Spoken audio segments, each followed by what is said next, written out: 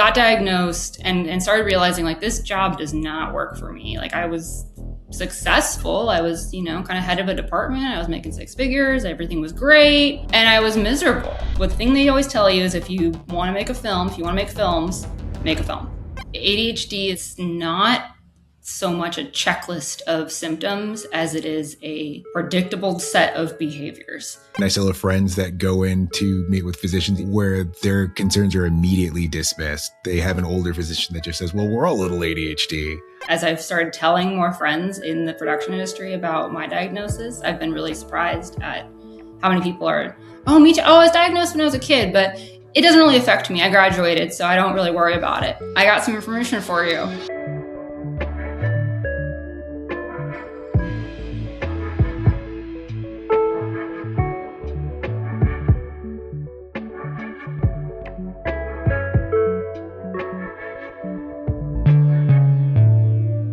Welcome back, everybody. This is another episode of Attention Difference Late, Not Less. I'm your host, Devin Pitts-Rogers, and I'm joined here by Jessi Sorensen. How are you doing today, Jessi?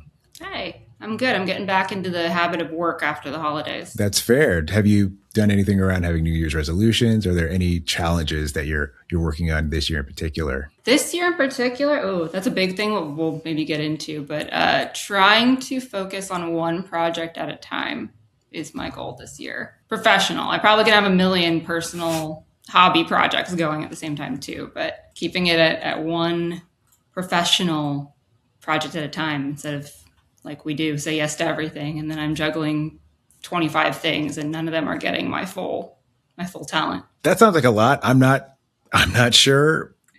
I have no advice there. I think as long as you're putting in an honest effort and not getting terribly discouraged if it doesn't go, 100% according to plan, I think that's pretty solid. Yeah. Just prioritizing health. That's my 2026 goal, and probably every year's goal is just getting a little bit better at prioritizing health. Same. You were there when we did our panel on burnout.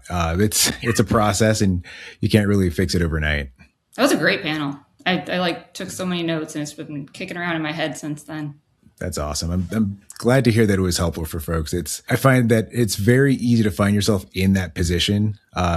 You don't realize that you're going there as aggressively or that you've been going in that direction for years. So I think just being able to have a place to talk through it, to understand what burnout can look like in ADHD folks is kind of useful. And knowing that we kind of all do it. We all go through it. We can all help each other. Exactly. And, honestly, that's also why you're here, Jessi. I think you have a few different things to talk through here. So I'll go ahead and read your bio that I've captured here. With more than 15 years of professional experience in TV and advertising, Jessi's work includes several HGTV reality series, branded short documentaries, production design, and large-scale commercial campaigns. She specializes in integrated content production and reaching diverse audiences with nuanced messaging that informs and entertains. After her own late-in-life ADHD diagnosis changed everything, she began to work on her own feature documentary, Anything But ADHD, to raise awareness of new research and foster connection within the neurodivergent community. So again, thanks for making an appearance, especially this early in January here on Late Not Less. Yeah, I got my energy down. I'm a little bit... I'm torn between getting excited and wanting to jump right back in and talking to people with the new year, and this is a great way to start it. Perfect. I think with anything but ADHD and even just the adult late in life diagnosis, I think there's plenty of relatable things there. And I was wondering if you'd be willing to share, a little bit about your history and just your adventures in life, your journeys with navigating having ADHD. Yeah, I struggled a lot with my mental health kind of my whole life. And that was sort of a recurring issue. It was burnout, anxiety when I was younger. I had a lot of struggles at home too, because there was a lot of just rules and a lot of perfectionism. And I kind of made my life very young about like getting good grades at the expense of my health and at the expense of at the expense of everything, because that was something really easy that I could point to and be like, my grades are good. I'm not fucking up, right? So I kind of made that the priority. And I was also just really lucky that I had a lot of flexibility in school. Like I was a really voracious reader. I was super interested in a lot of things. And I had a lot of teachers throughout my school years that let me kind of explore curiosity. I had a lot of hands-on classes. I had a lot of like the 2E thing comes up a lot, the twice exceptional for gifted and ADHD. But the gifted kids also get access to a lot of programs that are really ADHD friendly. So we end up kind of cutting a lot of people out who might do really well because they don't test well. So then they don't get in these hands-on classes. So they continue to not test well. But I was lucky. I got into some of those, and just really because of that, had a chance to do well. As I got through school, though, I went to a local college. Around that time, started getting interested in videography, photography, playing with cameras, and just started chasing that. But I went to a school that didn't have a film program. So I kind of cobbled one together with communication and journalism, but my major was actually in psychology. And I found out that I had just loved learning about neuroscience. Still didn't know anything about ADHD at the time. ADHD was like a paragraph in my 101 textbook that was like, kids are hyper and have trouble sitting still in school anyway, and like moved on. But what I did learn about was just the neuroscience of kind of how our brains function, how just really small chemical imbalances can have a huge difference, what the different parts of the brain do and how they interact. And it helped me a lot in kind of just taking some of the pressure off myself of, I'm having anxiety, I'm having depression, I have migraines and panic attacks and these issues, but it's my body chemistry. It's something I can work on. It's a health issue. It's not me. And that set me off on a path of, I guess, a lot of just healing from that already. Bonus points, I got extra credit for going to group therapy with grad students. So that was another reason it was a great major for me. Kept my grades going there. But yeah, I really, really struggled with school. Like, even though I did okay, I was just work, sleep, school, work, sleep, school. And then I would cram in some social time where I would just kind of binge social activity, like 48 hours hanging out with friends, traveling, going places. My now husband and I were long distance dating. So I basically would like work, sleep, save up, go visit him at Berkeley, work, sleep, save up, go visit him. And that cycle just repeated until I got out and started a career where I got into reality television. I think there's a couple things that you mentioned there. And the couple for me are thinking about support needs and how a lot of times those get completely overlooked. Yeah. I think to your point, I was never one of the hyperactive kids. So any sort of struggles I had in school were more associated with a lack of genuine effort versus a lack of resources. So it wasn't that I was having a hard time understanding what the gaps were between me and my classmates, my peers. It was Devin just seems to understand enough of the material to not be failing, but we just think he needs to apply himself more. Yeah. And I'm glad you brought up the hyperactivity too, because I think that is something that I've learned is where girls have a lot of challenges. Because I thought when I started looking at ADHD as an adult, and we'll come back to that, but I thought, it had to be hyperactive kid, right? Like that's sort of the defining characteristic is the boy who's running around class. And I had a kid like that in my class who would jump on the desks and flip things over and run around. And that's what I thought ADHD was. Meanwhile, I'm in the back. I'm not listening to anything because I have a book hidden under my desk, or I'm talking to my friend. I got in trouble for talking a lot. Definitely got like has great potential, but just needs to try harder, which confused me because I'm like, well, I got all okay on everything. So try harder what? But, I had a lot of signs of hyperactivity, but girls especially, I think you get told, don't climb a tree, you're wearing a skirt, act like a lady, sit down, be proper. And we kind of learn really young that behavior is not acceptable. Like you will be really kicked out. And boys get a little bit more freedom, I think, to like boys will be boys, kids will be kids, run around, climb on things. Maybe it's, just the time period and location and people I grew up around. But I learned really, really young to like sit down, shut up, rein it in. And, then I didn't fit the stereotype. Yeah. And I think that's true for a lot of women. I think it's a lot more common now to see adults that have diagnoses for ADHD. And to your point, a lot of it, I think, is just not being able to observe traits, especially knowing that they can present differently depending on gender.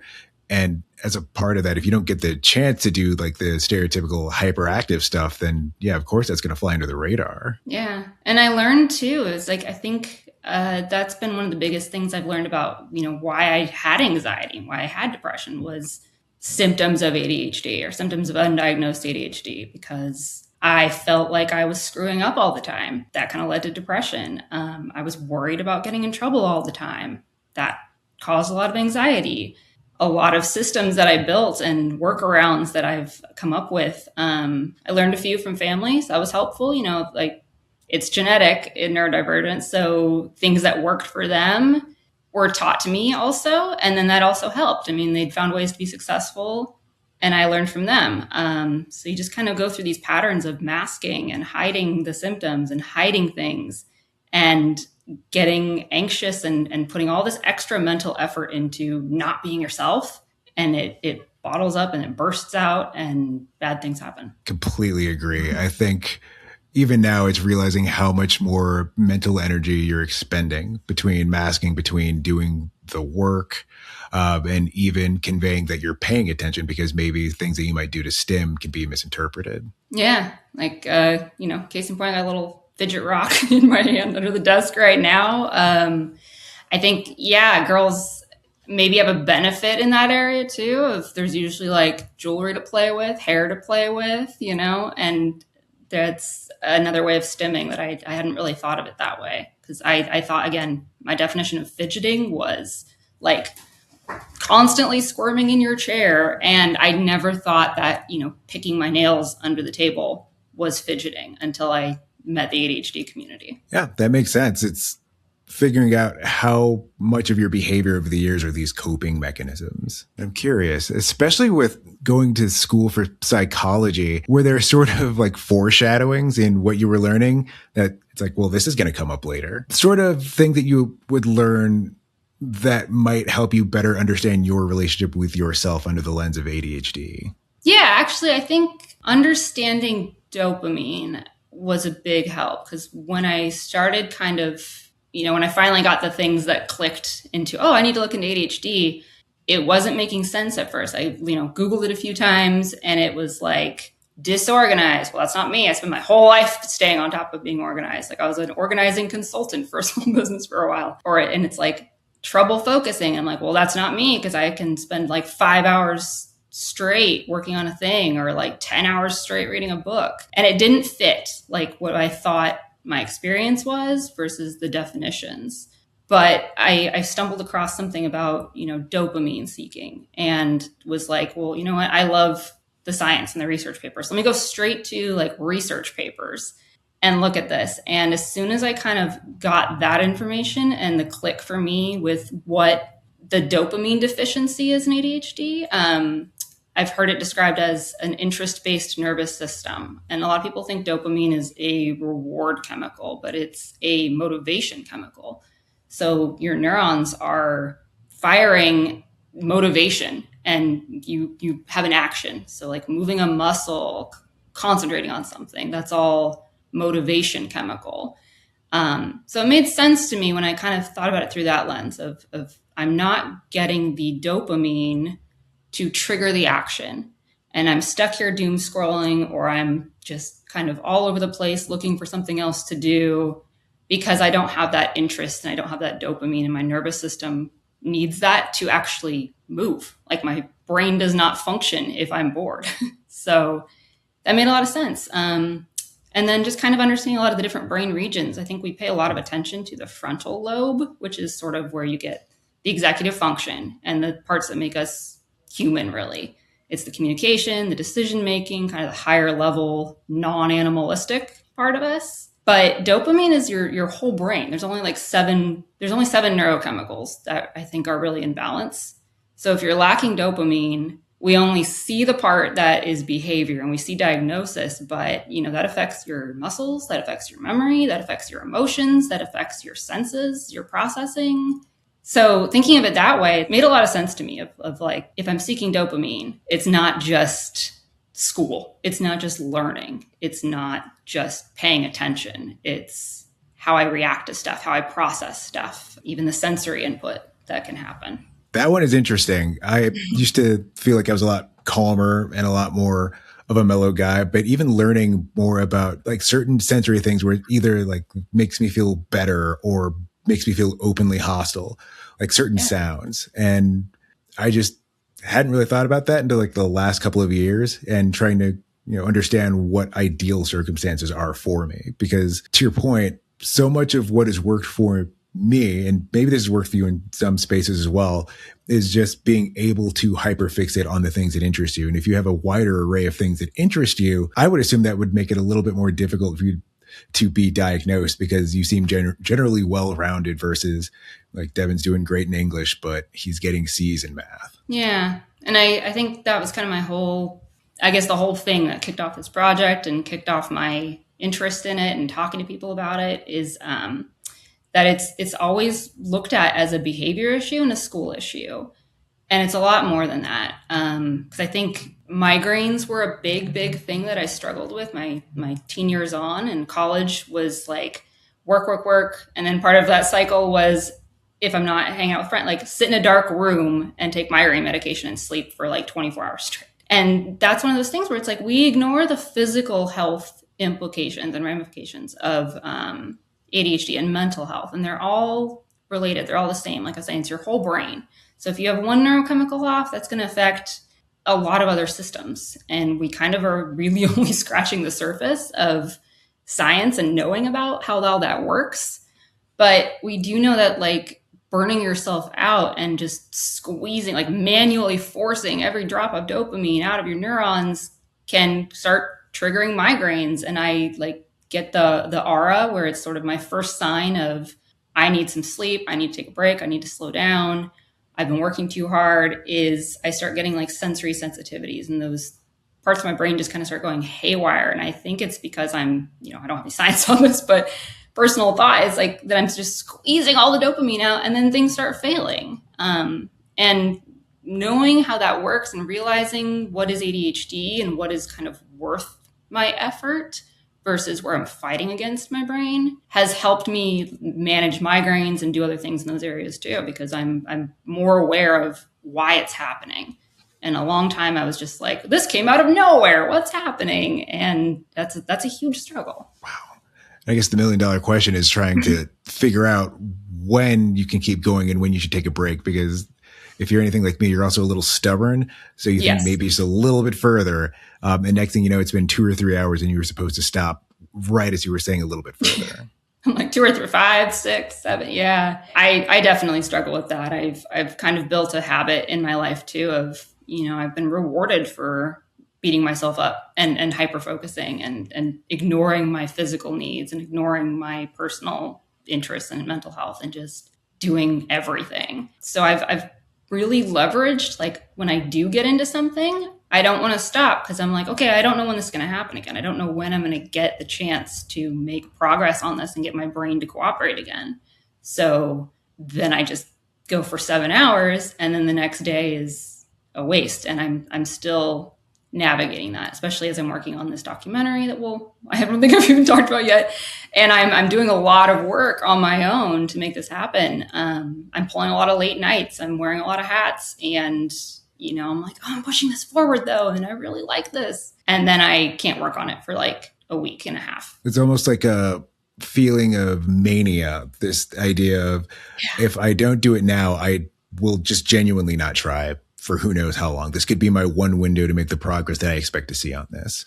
I know that feeling all too well. Yeah. And I don't know about you. I haven't talked about this with a lot of other people, but kind of going back to that hyperactivity where I was like, I never thought of myself as a hyper person because I'm always exhausted. I'm always like laying down on the couch every chance I get. And I didn't think of myself as hyper, again, until I look at that dopamine lens and I started meeting other ADHDers and I started realizing like when I get really, really tired, my filter goes away because that's our like frontal lobe executive function again, right? There's like your urge to do stuff. And then we have a filter. And with ADHD, it's like you got the urge and that'll fire, and then your filter won't trigger. And when I get tired, I get more hyper. So I end up in this loop of like, I'm exhausted and then I'm just trying to do more. And I'm scattered and I'm adding more things to my plate and I'm pushing things forward. And the more tired I get, sometimes the more productive I am. I don't know if that's because I'm too tired to get distracted hyper, or if I'm just like losing my filter. But I've noticed that, especially as a night owl, like if I stay up too late, I'm cleaning the kitchen, Yeah. No, I think for me, I'm very fortunate that I notice that my work starts to get a little sloppy. So I have to acknowledge when I'm at a good stopping point, unless I should say there's certain areas in life where I can pick up on when I'm getting tired. There's other areas where I can keep going until I realize it's 1 a.m. and now I have to pack it in. But it tends to fluctuate. Socially, I'll just start saying the wrong words or combinations of two words because my brain reached a fork and wanted to use one of two words. They're both similar enough. So it just kind of mashes them together. And I say some weird homunculus of the two. Yeah. I've realized that's something super common, is kind of speech patterns and difficulties when ADHDers like get tired. There's a lot of verbal stuff that I've started noticing, like as I'm editing interviews too and things. Would love if there's a researcher out there who will take like all these podcasts and all these interviews, people who are explicitly out ADHD. And maybe that's somewhere where AI can be used for good, is like analyzing those for a pattern that we can look into and find some kind of diagnostic overlap maybe. Definitely. I wanted to talk a little bit more about your professional life leading up to this documentary that you've been working on. But at the same time, like, I have no idea how long this thing's going to go for. So if we have time to circle back to the other areas, let's do it. But let's get into the documentary. I think even the name would really align with a lot of the lived experiences of friends in my life. Just anything but ADHD, that idea that you'll be diagnosed with literally anything else, including depression, before folks will decide to entertain even the possibility of a person having ADHD, a woman having ADHD. Yeah. And I haven't had this personally, but I've heard from a lot of other women too, that kind of hyper, like you get energy, you get really hyper, then you burn out, you crash. A lot of people have been misdiagnosed with bipolar disorder too, because that kind of mimics a similar cycle of like depression, mania. I'd love to know more about the overlap of that. And I think a big piece of this whole project is raising awareness that the name just sucks. Like, attention deficit hyperactive disorder, like it does not encompass what it is. It reinforces the kind of 90s stereotypes of, attention deficit. Like you guys are saying, attention different, there's a deficit. So if I'm good at hyper focusing, I don't qualify, right? If I'm not hyper, I'm exhausted all the time, I don't qualify, right? And then disorder is always, a very contentious thing. So I think that was kind of two parts of the name is anything but ADHD is one. That's what we usually get diagnosed with if we don't fit the classic stereotype.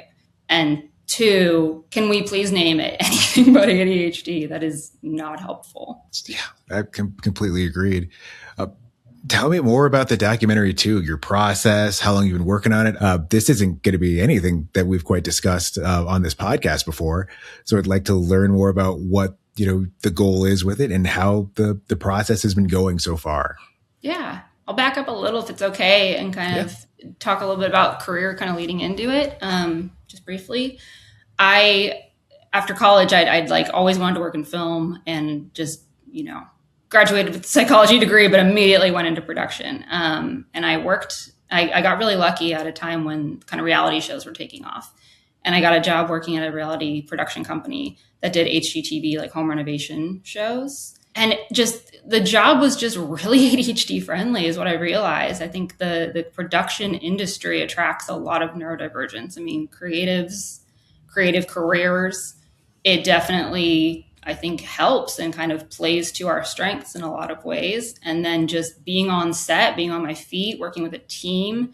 And then there's a lot of just kind of almost militaristic, clear structure. There's a hierarchy, there's a chain of command, there are lot of like really clear communication that happens on set. And that also helps with neurodivergence. So it just worked. I just clicked with everybody. I loved what I was doing. It was fun. We were helping people. We were changing their lives. And I got laid off when kind of the first of a lot of corporate mergers started happening in 2016. That has been just every time my career starts going in a good direction, there's a corporate merger that shuts it down. I think it's true for a lot of Hollywood and creatives, especially now. But I left that job, and I've kind of been trying to rebuild it ever since, honestly. I went into advertising for a little while, and I kind of found a niche in health and human services and just kind of the infotainment. Like, we have something to teach people, we have an important message, we have a complicated process or science that we need to break down and make relatable.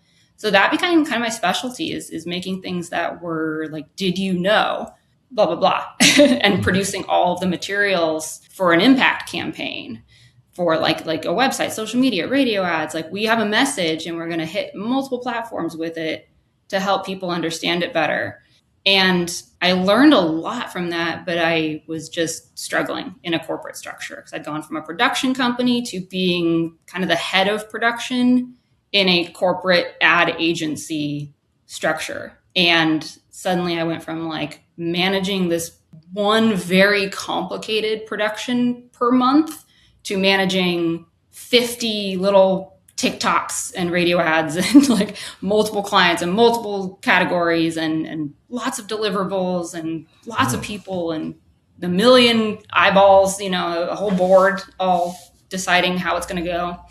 So I basically just had this moment where I through COVID, got diagnosed and started realizing like this job does not work for me. Like, I was successful. I was, kind of head of a department. I was making six figures. Everything was great.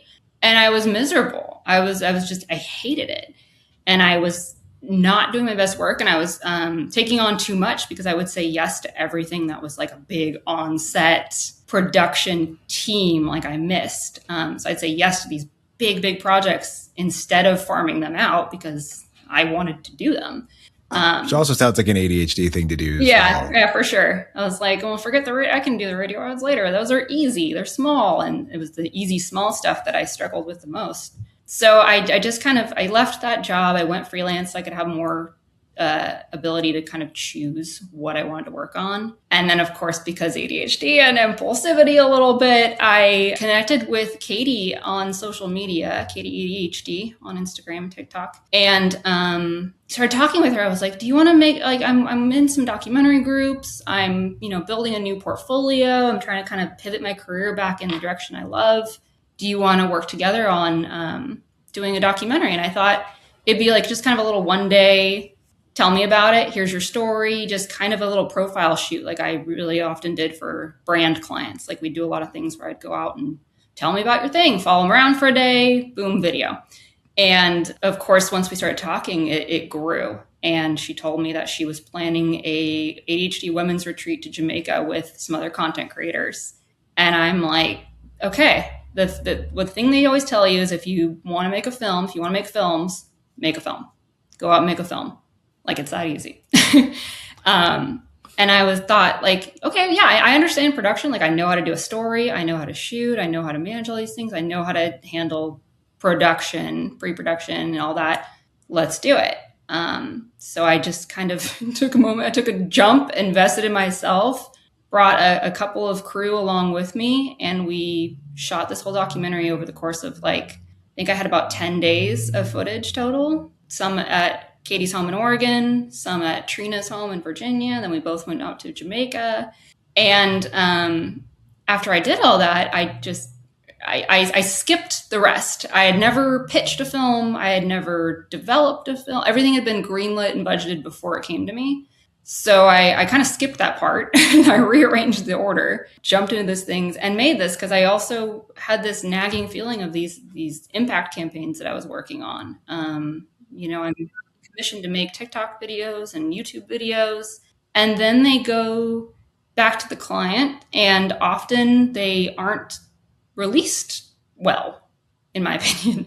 They kind of quietly go on a website, or they just sort of get put on a government board's Instagram, and they're like, well, why isn't this doing that well? We don't want to invest in these anymore because they don't perform well. And I'm like pulling my hair out because there's a whole ecosystem and a nuance to social media that I think a lot of, I'll just say corporate people, I don't want to be ageist about it because there's definitely younger people who don't understand and there's older people who do. But, just generally, I think there's a corporate structure that doesn't understand the organic connection that can happen on social media and what happened with me and Katie and so many others now. And I really wanted to just go out and make something. I'm like, I'm not going to wait for permission. I'm not going to try. I mean, I haven't been trying to sell this and pitch it, but in reverse. So I just wanted to take my skills at breaking these concepts down and making them relatable and making them understandable and just do it in a format that would maybe reach more people who aren't on Instagram and the people who aren't participating in that. I mean, you definitely understand it. There is this weird idea with companies sometimes where they won't show that they have a lot of faith in a product. And then when that lack of faith is reflected in the engagement or the lack of traction or attention it gets, it becomes sort of like a vicious cycle. Yeah. And I'm glad to see that there's going to be uniform more enthusiasm on something like navigating ADHD. What would you say has been some of the most fun that you've had with working on this so far? I think just meeting and connecting with the community has been it's grown this whole project to something much, much, much bigger than I thought it would be. And that's been both a challenge and an exciting thing. Really, it's been hard, I'm not going to lie, but I've realized this is much bigger than a documentary. And that's kind of been one of my challenges in getting this done is that it's a full multi-platform impact campaign and I'm doing it largely alone. But I've had a lot of fun because after I connected with Katie and Trina and Meredith Carter as well, everyone who's in the documentary, I went with them to the ADHD conference the following November. And I've been there 3 times now. This is my 3rd year going when we met last fall.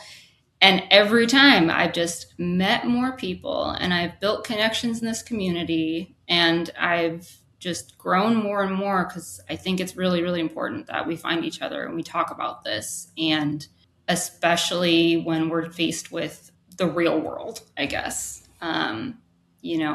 People telling us you have to suck it up. That's how the world is. You can't do what your brain wants to do. That's not how life works. And then meeting people who have said, fuck that. And we're going to take our health seriously and we're going to fight for our, I don't want to say rights, but it's like, we're trying to build rights, like figure out what they need to be. This is all still kind of very new, I think, in the ADHD sphere. A lot of focus is on school and kids and women and adults has kind of been a recent discovery in a way. I know there's a lot of people who've been talking about it since the 90s, but we're really just kind of starting to catch on. And most people, when they go to the doctor, if they don't know they have ADHD, they're not going to an expert in ADHD. And if you're not going to an expert in ADHD, you're probably going to get diagnosed with depression, anxiety, something else. Or they'll say, we have to treat your insomnia before we can evaluate for ADHD. And it's like, that's impossible because the two are so intertwined. So I'm getting way off track from your question, but I think that's been it, is just kind of meeting other people. And then even now, I feel like just saying this and talking the way I am, like 3 years ago, could not have done that. Like I'm still, trying to keep from choking up, but I would cry immediately just thinking about all this shame and all these things that I had struggled with and didn't know how to explain to people why I needed to do things that way or why I was struggling. What's your problem? It's so simple. I don't understand. So it's been the community and learning from each other and supporting each other. That's been just the best unexpected part of this whole thing. That's awesome. And to your point, you're completely right. The entire reason this podcast exists is because I kind of got indignant when I realized that getting even some of my support needs met made a pretty sizable difference. And it was from there is, you want to compare notes and figure out what works for some people and what doesn't. Then you want to share what you've learned with other people if it's going to help them as well. And I think that's also just learning that ADHD is, again, just like how your brain works. And it's not so much a checklist of symptoms as it is a predictable set of behaviors. And I think getting to meet a lot of other people in the ADHD community and more broadly, like the autism and neurodivergence community and all the crossover, it's been really interesting to kind of see how the same neurological predictors, the same kind of dopamine seeking, vary so much from person to person, because that's what makes this really hard to diagnose, is that it's an interest-based nervous system, and what we're interested in is completely unique and subjective and personal. So how do we quantify that? How do we test for that? And I think just me personally, it's just been like watching how everybody else, how it's appeared in their life, how it's shown up in what they do, and how they are making changes, and kind of we're all comparing notes and supporting each other on kind of spreading the word and helping more people understand this. Definitely. And I've said definitely a lot, but I mean, I agree with everything that you're saying. And again, to your point, there is a lot more support for young people, students, children, in particular. And that's needed. I don't want to downplay that, but if you miss that window, it's like you're on your own. Bye. Mm-hmm. What do we do? Exactly. You have physicians where I, for example, thought, you know what? I tried a coworker's Adderall and I noticed that I actually had my focus increase. So let me go talk to a doctor around it. Then I make an appointment and I meet this doctor and he asked if I smoked weed at all. And I said, yeah, once in the last 30 days. And it was like 3 weeks previous. Then his immediate response was to not help me understand if I have ADHD, because he treats people that have problems with too much marijuana consumption, and went off on a whole tangent around erectile dysfunction in men my age because of too much weed, even though the original reason I approached him was because I was pretty confident as early as college that I had ADHD and I needed to understand that part of my brain more. And there's a lack of recognition. I still have friends that go in to meet with physicians, even, since 2021, where their concerns are immediately dismissed. They have an older physician that just says, well, we're all a little ADHD. And just immediately, reinforces that stigma at the same time, because now this person is feeling less comfortable with even voicing that they would like to understand more about the possibility of having ADHD. And you have the workplace where, some employers are better about trying to provide adequate accommodations. But to your point, we're not a monolith, and it's really tricky trying to understand what accommodations you need, especially when you've been diagnosed as an adult, because you've probably never had someone study you long enough to tell you, here's what would benefit you in your environment to help you be more productive, or to help you focus, or to practice better mental health practices, which I feel like that last one is like, it's like an elective. It's something that we all need very importantly, but it doesn't get nearly as much airtime compared to the other areas where people want to feel that it's our superpower. Yeah, I'm not a huge fan of the superpower angle. I think it definitely has given me some advantages in certain areas, but it's given me huge disadvantages. And I want to just jump back really quick to your point about not being understood and doctors not recognizing. I went to 6 doctors before I got diagnosed, and I ended up having to just pay out of pocket for a specialist, because every doctor I went to in my providers network too, it felt like they had some kind of internal order to just not prescribe stimulant medications and not diagnose ADHD, because that kind of forces their hand, right? A doctor is not a therapist. A doctor is not a coach. They kind of can really only advise on medication and maybe some health practices, and they kind of send you on your way, and you're on your own to find tools and resources. And it felt like my doctors, I was immediately treated as drug seeking, and kind of immediately treated as, we don't do that here. We don't help you. We don't even want to discuss it. One of the women in the film said, similar stories. I think that was one of the most powerful scenes I've heard from everybody watching the film so far, is when we had our very first sit down with all of these women. Every single one of them had a story where they had been dismissed by a doctor at some point, or just misdiagnosed with something else, because we assumed that the surface level symptom is the diagnosis.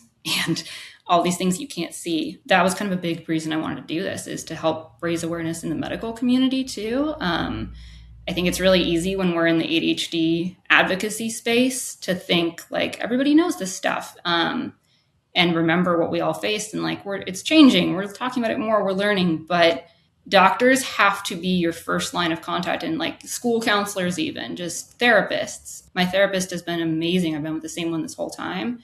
And when I first came to her, she didn't know much about ADHD either. She was like, okay, well, we started with anxiety. And she listened, though. And I think listening to patients and believing patients and understanding that is not always what happens. And I have to give some sympathy to the medical system, too, because I have my brother, his wife, my sister-in-law. I have a lot of family in the medical system. And the things that they have to learn, they have to know so much and be so broad and kind of be a gatekeeper for the other specialists. And they're under a lot of pressure to document things for insurance and document things for legal reasons. And it's not easy to do that with something that doesn't check a box. Simply, when you don't fit those symptoms and they can't check you off, it raises flags for them too internally if they're prescribing stimulant medications and it doesn't look like I need them because I'm not getting fired and I'm not going through a divorce and I'm not, I don't know, failing, I have a college degree, but I'm getting panic attacks because I am struggling to handle these things in a neurotypical way. So yeah, there's just so much that goes into it. I know you're not supposed to share your stimulant meds, and I completely understand why. I would not have had the leg to stand on if I could not express the difference between my unmedicated self and my medicated self. And that was the only reason I was able to get a prescription before going in for a full-on learning disability screening. Yeah. Because I started suspecting that my old coping mechanisms, drinking enough coffee to kill a horse, stuff like that wasn't going to work in 2019 because I needed to be able to pivot to different responsibilities and not spend 10 to 15 minutes retracing my steps in a technical environment. It would be nice to get the benefit of the doubt. I can understand why there's not, but also I tend to have extras at the end of the month because you have to remember to take your stimulant medication, which helps with memory. Yeah. Or there's shortages or your request is denied. I've been bounced around to several pharmacies. And I'll share too. I also started on stimulant medication after getting diagnosed, and it has been life-changing, genuinely. I cannot believe the amount of things that I've been able to change. And it's not really about focus so much as, for me, it's been emotional control, honestly. It's been just not clicking things too fast. I would just click on the wrong tab too often because my muscles aren't even moving in the right way. Things like that have been really helpful. And definitely I was a huge coffee drinker before. That's where I look back on again, the neuroscience, I can see where I would just drink 5 cups of coffee and then take a nap. It was nothing. And my husband would have 1 cup of coffee and be visibly bouncing off the walls. And I'd used, cannabis to manage migraines for a little while too. That's been one of my go-tos here in California. That's been helpful. And you kind of look at these things, and then I'd never tried anything else. But once I did, it made a lot of sense why I had used other things to get that dopamine balance. And honestly, I think they all still kind of do different things. I'll skip meds on weekends and drink tons of coffee again. Sometimes it's something I miss. And we all get affected differently by these things too. And it's very trial and error, and you have to work with your doctor very closely. But finding a doctor that is available and has that time and takes your insurance has been a huge challenge. And then pharmacies too, they won't accept telehealth for controlled meds. They won't accept controlled meds, period. They're out of stock. They won't tell you if they're out of stock until you send your prescription. And then you have to go to your pharmacy and you have to kick it around. You have to remember to call the insurance to follow up on the approval, just for them to tell you, we won't accept it. They won't tell you that stuff over the phone. And it's really difficult. And there's been a lot of times where I'm just it's not worth it to work this hard for medication. But it does make a difference for a lot of people. And it's not there's a lot of stigma around that too that I'm still kind of personally grappling with. So I'll share that here because I know your audience probably understands. But I'm a little more guarded about that in maybe my corporate environment or other areas. I think I'm doing this documentary. I'm getting used to talking about it, and I want people to know this, so I'm sharing it. But it's scary because there's a lot of misconception and assumption about that. There is. And something you mentioned earlier, too, that I hadn't really thought about is how different behaviors from ADHD can be adjusted with stimulant medication. Obviously, for some folks, they might not advocate for it. I've even heard episodes of Attention Different where folks had mentioned that they themselves didn't like the way that their body felt, so they went without it. Yeah. But for some of us, it's going to be a lot more beneficial. And it hadn't even occurred to me that it could be something like emotional regulation or even helping your muscles fire the right way. For me, it was having sort of a decision paralysis. So if I'm at work, then there's like 5 things I need to do that day, trying to figure out which one's the most important, even though they all are pretty much equal priority. And instead of getting stuck in like a sort of loop where I'm burning energy trying to figure that out, just getting started on one task. And that's been a lot more helpful. Or just going, oh, well, what was I working on? Because I was doing this and then that, but now I can remember a lot easier. And obviously it's not foolproof and it's only one part of your toolbox, but it is something that has been working for me. Yeah. And actually, one thing I've been trying to figure out too is I will still skip meds on shoot days because I kind of realized that's, again, hate superpower, but that was an advantage. And I think that's another reason we're really drawn to the production industry. And I think as I've started telling more friends in the production industry about my diagnosis, I've been really surprised at how many people are, oh, me too. Oh, I was diagnosed when I was a kid, but it doesn't really affect me. I graduated, so I don't really worry about it. I got some information for you.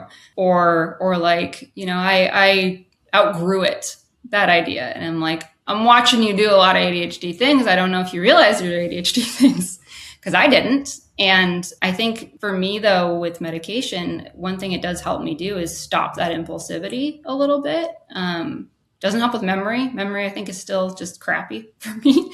I'm a very visual person, shocker, working with cameras, but I need a visual cue. I need a visual reminder. I need a visual summary to help me recall. And I'm really, really good at standing on a really crazy, chaotic set and keeping my eye on multiple departments and multiple things. I mean, when you're looking at a monitor and you're shooting, you've got like one ear on sound, especially as a director where I am like, I love working with experts. I'm not a one-man video band because I want my audio guy to be focused on the audio and all the little dials and tweaks he has to do.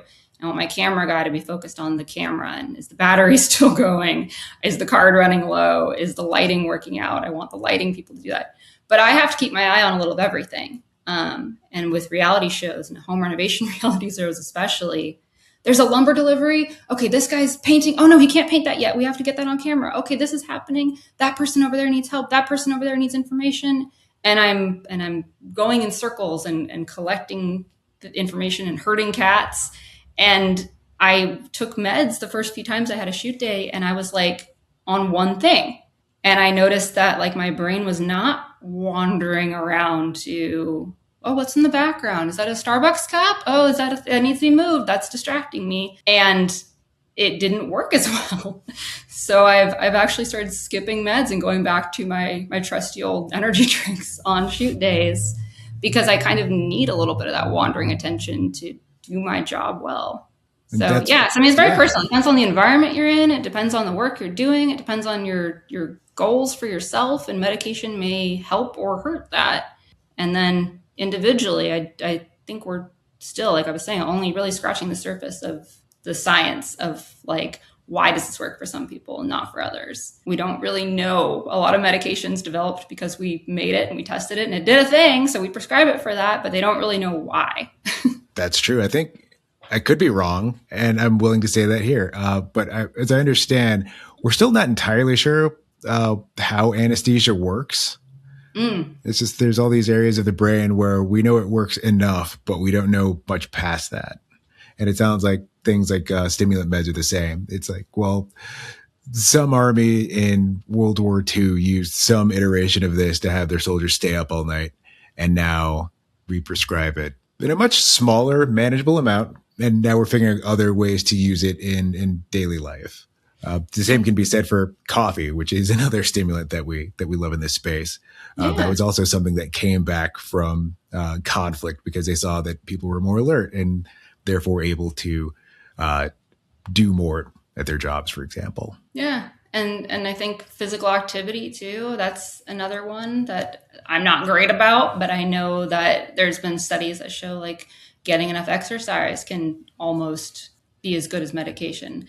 I want to be careful with that because I think a lot of people are like, well, then we don't need meds. You need to just get more sleep and exercise more and eat better and it's your fault. But I think that can help. And I'll just add, since we're just kind of on a medication topic now, I've seen a lot of stuff about, especially lately, fear of diagnosing kids or not getting kids diagnosed because they're doing okay in school and it's not a problem yet and I don't want to put them on medication. And I think there's a lot of things to test out in that. But, I really do encourage people, if there's ADHD suspected and maybe diagnosed, it might be worth trying it out. And again, really listening to the patient, listening to the kid, listening to the person, an adult, if they are, how does it affect them and believing them? Because if, you try a stimulant medication and it doesn't work and it makes you all hyper, just because you doesn't mean you don't have ADHD, and it doesn't mean that there's something else going on. It may not work for you. Sometimes a different medication can work, but you're giving your brain a chance to fire correctly sometimes when you find the right medication. When you're young and you're forming those habit pathways, like when you're a kid, that's when those get locked in. And if you're struggling, or like me, you kind of come up with these really bad habits and unhealthy practices as workarounds because your brain won't fire the path that it's supposed to, that gets kind of carved in. It's like little drips of water on a rock that just slowly become a river. And then we go to therapy and it's like, why can't I change? Well, you kind of locked in a bad habit. And sometimes medication early on can help, fire the right pathway or get it in the right direction. And that's something I've kind of noticed is, with therapy and coaching and medication kind of in combination, I've started to kind of retrain some of those pathways. They'll still like kick in as a reflex of like overwork or just, people pleasing and saying yes to everything and overworking myself to get the thing in. And I'm having to very consciously redirect it. And that was just one thing I found interesting. And that kind of triggered the science for me too, is we might be able to help some kids like do it the healthy way for them. Yeah. I mean, unlearning bad habits is just as difficult, or in some cases more difficult, than learning new ones. I had an ADHD coach a couple of years ago, and one of the things he recommended, because I get stressed out by like saying vacuuming needs to happen or that maybe the floor needs to be mopped. And for me, it's the idea of being bothered by seeing it.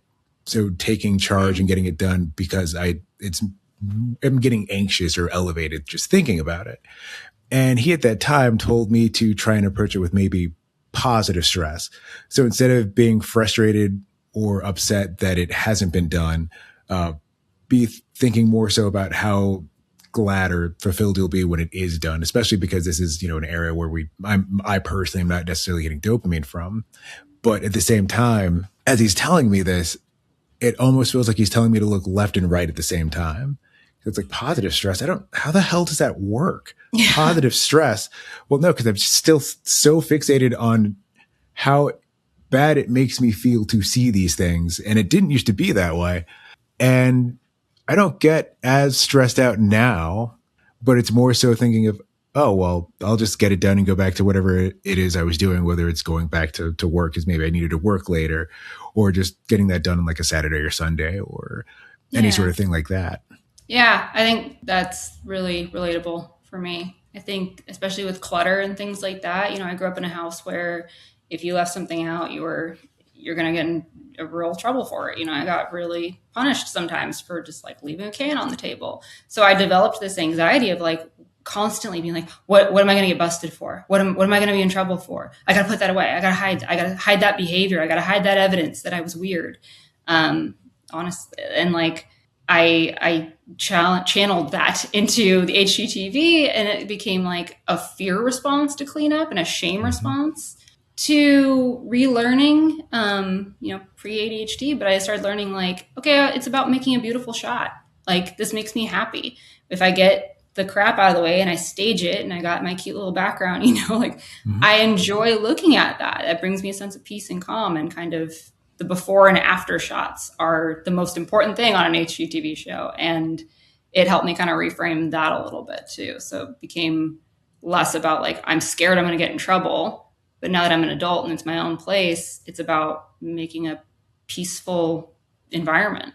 And it sounds like too, and I do not remember the person's name. There was someone who was at CHAD, so this ADHD, this international conference on ADHD, back in 2024, and this kind of loops into how people can be misdiagnosed. It comes back to this idea of basically doing the thing properly, quote unquote, because of anxiety, where I am very rarely anywhere on time or early. And usually, if I'm early somewhere, like say the airport, it's because I'm anxious about a consequence for not being there on Yeah. time. We're either very early or we're late. I Mm-hmm. related to that when I read that one. It's like, oh, yeah, I'm either planning my whole day around like making sure I'm on time, and I'll still probably be a few minutes late because I just mentally have like a 15-30 minute early target, and then I miss that. Mm-hmm. Big airport dad here. And, Yeah. and someone who was speaking in 2024 at Chad mentioned that that can also be a useful tool for helping to kind of probe further when maybe somebody could have a neurodivergence going on, and maybe something's kind of flying under the radar. So if they show up on time for the appointment, she might ask a follow-up question like, how did you do that? Hmm. Because if the person is there on time, and we know that time management or time blindness can be a pivotal piece of having ADHD, probing questions, you figure out, was there something else that they needed to do that they're not openly discussing or disclosing, I should say, that would essentially affect their ability to be there on time. So like leaving earlier because you're scared of what happens if you're late. Yeah. And I do wonder how much of like our sort of learned behaviors as adults is from going far back to childhood because we were undiagnosed. Like how many of those behaviors are learned out of a fear of consequence for those things? Yeah, that's a big one because it's another area where, I would get in trouble. Like it was always framed as like, I'm either going to get punished for doing this wrong, or I have to spend a whole bunch of energy making sure I'm doing it right. And a lot of people will be like, well, yeah, that's life. Get over it. But it's again, like that leads to the migraine. Like it leads to actual physical problems when I'm spending all my time doing this. So you have to really learn to pick and choose. And that's kind of a freedom we get as an adult that we don't get as kids, Mm-hmm. is choosing where to where to put our effort and what's worth it. And that's another big area that the ADHD community has really helped me with, because I would spend a lot of time of like, this is important. I have to do it like this. And then meeting this community and kind of realizing that like our brains don't do that naturally. That is hard. And do we always have to do it that way? Or can we build community, and can we find people who understand that it's not our fault and we're trying our best? And when it's really important, like a podcast recording, I will make sure I'm on time and I live by my calendar. And then I think in the production world too, like we operate on very, very tight schedules. And one of my jobs, that I've just gotten really practiced at is breaking down a schedule into like, it's going to take 15 minutes to go from here to here. It's going to take this long to set up. We need some buffer time. We need 1 hour for an interview, and I want to have some buffer there. We need a bathroom break, like breaking it down into 15-minute chunks for a shoot day where everything's going very, very, very tight and everyone has to be exactly where they need to be at the time they need to be on. It's, we all are sort of a culture of support on set. We're all aware that that is how it works. But I can't do that every day. I can't be scheduling bathroom breaks and like scheduling lunch and doing a time block from 7 a.m. to 9 p.m. every single day. That's just, no, it's not going to happen. So I think of it like that. Like I've learned, when is it worth putting my effort into making that happen, and what can I do in advance to think that through and break that down and check things out on Google Street View so I know where parking is and how long it's going to take, and not giving myself flexibility in my day-to-day of a little bit more winging it when I was anxious before all the time about being exactly on time. Like, a few minutes late, it's drinks, it's with a friend with ADHD, they understand. Solid. And I think the really big takeaway is giving yourself a little bit more time. Yeah, definitely. Thank you for making some time for Late Not Less in that busy calendar, because it sounds like something else, especially with all the different things you're working on, including this really cool documentary. We could talk all day about all these things. Yeah. But yeah, the documentary is the main thing this quarter that I'm pushing forward, and hopefully can continue on to the next quarter. I'm working with some other partners on some community events and screenings, because another big piece of this is I want to get it to people. And the gatekeepers and the film industry in general are just really struggling this year. And I'm kind of having to go back and revisit the spirit of the whole project of, I'm going to just put it out there and not let traditional paths that I'm having trouble working against. I'm going to try and find another way, an ADHD way, and work with the ADHD community. So we're planning some events. We're going to have some virtual and in-person screenings. They're going to have some workshops and Q&A and some other adjacent kind of conference-ish takeaways, things that I've really enjoyed with this community that I want to bring to more people with my event experience.